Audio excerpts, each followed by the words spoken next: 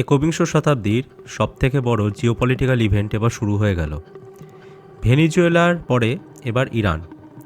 গত 15 দিন ধরে ইরানে বর্তমানের সরকার অর্থাৎ আয়াতোল্লাহ খোমেনির সরকারের বিরুদ্ধে ব্যাপক প্রোটেস্ট চলছে। অলরেডি 50 থেকে 60 জনের বেশি প্রোটেস্টার মারা গেছেন। কোনো রিপোর্ট অনুসারে মৃতের সংখ্যা 200-রও বেশি। সম্পূর্ণ ইরানে ইন্টারনেট ব্ল্যাকআউট। কিন্তু প্রায় 50 বছর ধরে চলে আসা এই ইসলামিক রিজিমের বিরুদ্ধে হঠাৎ এত বড় প্রোটেস্টের কারণ কি? আজকের ডিপ ডিকোডের ভিডিওতে আমরা সেই বিষয়ে ইনডেপথ অ্যানালিসিস করব, আর এটাও জানব এই সব কিছুর পেছনে আসল জিওপলিটিক্যাল গেমটা কি। তাই আর দেরি না করে লেটস স্টার্ট ডিকোডিং।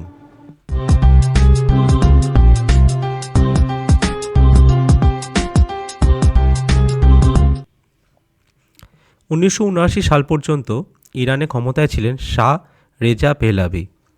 1979 সালে ইরানে ইসলামিক রেভলিউশন হয় এবং অ্যান্টি আমেরিকা রেজিম ক্ষমতায় আসে খোমেনির নেতৃত্বে। খোমেনি সুপ্রিম লিডার হওয়ার পরই ইরানের সাথে আমেরিকা এবং ওয়েস্টের রিলেশন নষ্ট হয়ে যায় এবং লাস্ট 50 বছর ধরে ওয়েস্ট এশিয়াতে ইরান, আমেরিকা আর ইসরায়েলের সবথেকে বড় শত্রু হয়ে দাঁড়ায়। হেজবুল্লাহ ও হামাসকে সাপোর্ট করার ফলে ইরানকে FATF-এর ব্ল্যাকলিস্ট করা হয় এবং ইরানের ওপর স্ট্রিক্ট ইকোনমিক স্যাংশন ইম্পোজ করা হয়। এমনকি ইন্ডিয়াও আমেরিকার প্রেসারে এসে ইরান থেকে তেল কেনা বন্ধ করে দেয়। সব মিলিয়ে ইরানের অর্থনৈতিক অবস্থা খুব সঙ্গীন হয়ে পড়ে। এর মধ্যে ইরানের প্রাক্তন রাজা অর্থাৎ শাহের ছেলে প্রোটেস্টারদের বর্তমান রিজিমের বিরুদ্ধে রাস্তায় নামতে আহ্বান জানান এবং ইউএসের ডাইরেক্ট হেল্প চান ইরানে আয়াতোল্লাহ খোমেনির সরকারের অবসানের জন্য। এর আগে 2022 সালেও মাসা আমিনির কেস নিয়ে ইরানে ব্যাপক প্রোটেস্ট হয়, কিন্তু সেটা ইসলামিক রিজিম কড়া হাতে দমন করে। কিন্তু রিসেন্টলি হাইপার ইনফ্লেশনের জন্য ইরানের কারেন্সি অর্থাৎ রিয়াল $1 নিরিখে প্রায় 10 লক্ষ ছুঁয়ে ফেলেছে। ফলে দেশ জুড়ে সমস্ত ব্যবসায়ীরা স্ট্রাইক ঘোষণা করেছে এবং এবার তাদের একটাই দাবি, ইসলামিক রিজিমকে হাটিয়ে আবার শাহের গভর্নমেন্ট আনতে হবে। গত 50 বছরে এত বড় প্রোটেস্ট সম্পূর্ণ ইরান জুড়ে দেখা যায়নি। কারেন্ট আপডেট অনুসারে দেশের 31টা প্রভিন্সে অর্থাৎ দেশের সমস্ত প্রভিন্সেই এই প্রোটেস্ট ছড়িয়ে পড়েছে। এবার তেহরানের রাস্তায় লক্ষ লক্ষ মানুষের ভিড় নেমেছে। আর এসবের মধ্যে আমেরিকা থেকেও মেসেজ আসা শুরু হয়ে গেছে। ট্রাম্প বলেছে ইউএসএ সব রকমের কোট আনকোট হেল্প করতে তৈরি। অন্যদিকে এলন মাস্কও রেডি। অলরেডি এক্স প্ল্যাটফর্মে ইরানের ফ্ল্যাগের ইমোজি চেঞ্জ করে আগের মানে শাহের টাইমে যে ফ্ল্যাগ ছিল এই সান আর লায়ন, এটাকে আবার নতুন করে চেঞ্জ করা হয়েছে। যেসব জায়গায় ইন্টারনেট ব্ল্যাকআউট সেখানে স্টারলিংক ইন্টারনেট প্রোভাইড করছে। ইরান ওয়েস্ট এশিয়াতে ইউএসের আনফিনিশড প্রজেক্ট।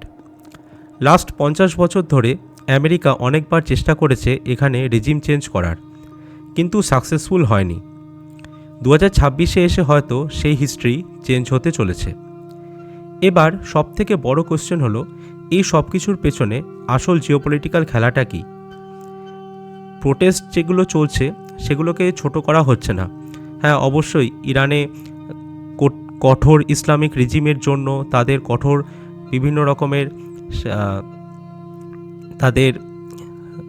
বিভিন্ন রকমের নির্দেশের জন্য মহিলাদের অনেক রকমের স্বাধীনতা সেখানে মহিলারা হারিয়েছে।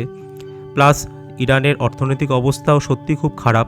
সেগুলোকে এক সাইডে রেখে এর পেছনে যে একটা ডিপ জিওপলিটিক্যাল গেম আছে, এবার সেটাকে বোঝা যাক। এখানে এই যে চার্টটা দেখতে পাচ্ছ, এই চার্টটা হচ্ছে সারা পৃথিবীতে কত অয়েল রিজার্ভ আছে কান্ট্রির রেসপেক্টে। সবথেকে বেশি অয়েল পাওয়া যায় ভেনিজুয়েলাতে, তারপর সৌদি আরবিয়াতে, তারপর ইরানে অ্যান্ড সো অন। তো এখানে যে কান্ট্রির লিস্টগুলো দেখতে পাচ্ছ তার মধ্যে ভেনিজুয়েলা, ইরান আর রাশিয়া, এই তিনটে দেশই এমন সরকার ছিল যারা প্রো আমেরিকা ছিল না। রিসেন্টলি ভেনিজুয়েলাতে নিকোলাস মাদুরোকে সরানোর পরে ভেনিজুয়েলাতে নতুন যে সরকার এসেছে তারা এক প্রকারে আমেরিকার আনুগত্য হয়েই থাকতে হবে এখন। তো ভেনিজুয়েলার অয়েল এখন আমেরিকার আন্ডারে চলে আসলো। আর রাশিয়ার সাথে আমেরিকা কোনোদিনও ডাইরেক্ট কোনো কনফ্লিক্টে জড়াবে না, যেহেতু রাশিয়া এত বড় নিউক্লিয়ার পাওয়ার। তো সেজন্য রাশিয়ার সাথে ইউক্রেনের যুদ্ধ একটা প্রক্সি ওয়ার লাস্ট প্রায় 4 বছর ধরে চলছে। তো বাকি থাকলো ইরান। এবার ইরান হচ্ছে আমেরিকার একটা আনফিনিশড প্রজেক্ট। বহুদিন ধরে আমেরিকা চেয়েছে ইরানে এই ইসলামিক রিজিমকে সরানোর। তো ইরানে যদি আমেরিকা তাদের একটা প্রো আমেরিকান গভর্নমেন্ট এখানে নিয়ে আসতে পারে, তার ফলে কি হবে? এই ম্যাপটা দেখো, এখানে দুটো খুব ন্যারো প্যাসেজ আছে, আর সেই দুটো ন্যারো প্যাসেজই হচ্ছে ওয়ার্ল্ডের টোটাল অয়েল রুটের জন্য খুব ইম্পর্টেন্ট। এখানে পার্সিয়ান গালফের এখানে এই যে ন্যারো প্যাসেজটা, এটার নাম হচ্ছে স্ট্রেট অফ হরমুজ। আর এখানে আফ্রিকার জিবুতির পাশে যে ন্যারো প্যাসেজটা, এটার নাম হচ্ছে বাবেল মানদেব। এই স্ট্রেট অফ হরমুজের কাছে যে সমস্ত দেশ আছে, এখানে Iraq, Saudi Arabia, Kuwait, UAE, Oman, সবকটা দেশই প্রো আমেরিকান গভর্নমেন্ট। একমাত্র অ্যান্টি আমেরিকান গভর্নমেন্ট হচ্ছে ইরানে। আর এখানে আফ্রিকাতে বাবেল মানদেবের কাছে যে কটা দেশ আছে, এখানেও মোটামুটি সবগুলোই প্রো আমেরিকান গভর্নমেন্ট চলে এখানে। আর এখানে জিবুতিতে আমেরিকার বেসও আছে। তাহলে এই যে দুটো ন্যারো প্যাসেজ, এই দুটো ন্যারো প্যাসেজকে যে দেশ কন্ট্রোল করবে বা যে দেশের ইনফ্লুয়েন্স এখানে বেশি থাকবে, তারা এক প্রকার সারা পৃথিবীর অয়েল ট্রেডকে কন্ট্রোল করতে পারবে। স্ট্রেট অফ হরমুজে পুরোপুরি আমেরিকার কন্ট্রোল এই কারণেই হয় না, কারণ এখানে ইরানে একটা অ্যান্টি আমেরিকান গভর্নমেন্ট চলে। তো এবার স্ট্রেট অফ হরমুজটাকে যদি আমেরিকাকে কন্ট্রোল করতে হয়, তাহলে ইরানেও কিন্তু একটা প্রো আমেরিকান গভর্নমেন্ট আনতে হবে। তো এটা একটা বড় কারণ ইরানে এই প্রোটেস্ট ছড়ানোর পেছনে। আমি আবারও বলছি, বারবার বলছি, যে ইরানের তাদের যা ডোমেস্টিক প্রবলেম, সেগুলোকে ছোট করা হচ্ছে না। অবশ্যই সেগুলো লেজিটিমেট কজ সেখানে এত বড় প্রোটেস্ট ছড়ানোর, কিন্তু এই ব্যাপারটাকেও আমরা ইগনোর করতে পারবো না, কারণ আমরা কিছুক্ষণ আগেই দেখলাম আমেরিকার থেকে কিন্তু অ্যাক্টিভলি সাপোর্ট করা হচ্ছে এই প্রোটেস্টকে। তো সেই কথাটাও কিন্তু মাথায় রাখতে হবে। তাহলে এই টোটাল সিনারিওতে ইরানে যা হচ্ছে, সবথেকে বেশি প্রবলেমে কোন কোন দেশ পড়বে? আমার মতে এই টোটাল সিনারিওতে সবথেকে বেশি ইন্টারেস্ট হার্ট হবে দুটো দেশের। এক হচ্ছে রাশিয়া, আর সেকেন্ড হচ্ছে চায়না। কারণ চায়না হচ্ছে এমন একটা দেশ যে ইরানে স্যাংশন লাগানোর পরেও সেখান থেকে খুব সস্তা হারে তেল কিনত। চায়নার একটা বড় পোর্শন তেল ইরান থেকে ইম্পোর্ট হতো। এবার ইরানে যদি একটা প্রো আমেরিকান গভর্নমেন্ট চলে আসে, তাহলে চায়নার তেলের ওপর কিন্তু আমেরিকার একটা কন্ট্রোল চলে আসবে। আর সেকেন্ডলি হচ্ছে রাশিয়ার কোনো ডাইরেক্ট অ্যাক্সেস নেই আমাদের ইন্ডিয়ান ওশানে। তো রাশিয়াকে যদি ইন্ডিয়ান ওশানে আসতে হয়, তাহলে কার থ্রুতে আসবে? ইরানের থ্রুতে। আর এতদিন ইরানে যে এই সরকার চলছে, অর্থাৎ আয়াতুল্লাহ খোমেনির যে সরকার চলছে, তারা প্রো রাশিয়া, মানে রাশিয়ার সাথে তাদের খুব ভালো সম্পর্ক। এবার ইরানে যদি কোনো কারণে আয়াতুল্লাহ খোমেনির সরকার সরে যায়, তাহলে রাশিয়ার কিন্তু এই ইন্ডিয়ান ওশানে আসাটা এক প্রকার বন্ধ হয়ে যাবে, যেটা আমেরিকা বহুদিন ধরে চায় যে রাশিয়াকে এখানে এন্টার করতে দেওয়া যাবে না। এবার আসি ভারতের ব্যাপারে। ইরানে যদি কোনো কারণে এই সরকার সরে যায়, তাহলে শর্ট টার্মে আমাদের একটা সুবিধা আমরা হয়তো পেতে পারি, সেটা হচ্ছে তেলের ব্যাপারে। হ্যাঁ, কারণ এক সময় ইরান থেকে আমরা আমাদের দেশে সবথেকে বেশি তেল ইম্পোর্ট করতাম। তো তারপরে আমেরিকার কথাতে আমরা যখন এখানে তেল কেনা বন্ধ করে দিই,